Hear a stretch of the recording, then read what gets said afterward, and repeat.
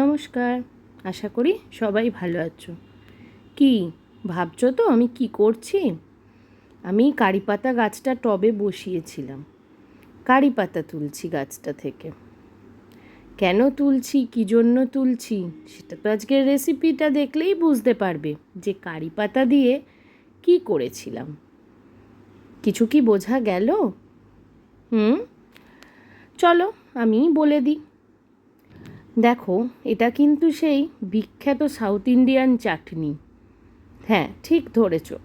যেটা চাটনিটা আমরা সাধারণত ধোসা, ইডলি এইগুলোর সাথে খেয়ে থাকি।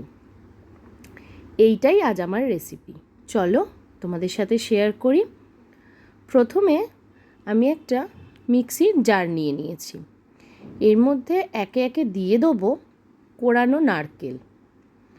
তার সাথে দেব কিছু চীনাবাদাম, যেটা আমি হালকা ড্রাই রোস্ট করে নিয়েছি। এবার এর মধ্যে আমি দিয়ে দেবো আগে থেকে ভিজিয়ে রাখা ছোলার ডাল, ওই 1 চামচ মতো, সাথে একটু পাকা তেঁতুল, আর দেব 2 কাঁচা লঙ্কা। কাঁচা লঙ্কাটা তোমরা তোমাদের ঝাল অনুযায়ী দেবে। আমি এরপর দেব এখানে একটু নুন, তারপর দিয়ে দেবো 1 চামচ আদা বাটা। আদা বাটাটা দেওয়ার পর সামান্য একটু চিনি আমি এর মধ্যে দেবো, যাতে চাটনির টেস্টটা একটু হালকা টক মিষ্টি মতো হয়। আমার তো এরকম টেস্টই ভালো লাগে, তোমরা তোমাদের মতন বানিও এটা দেখে।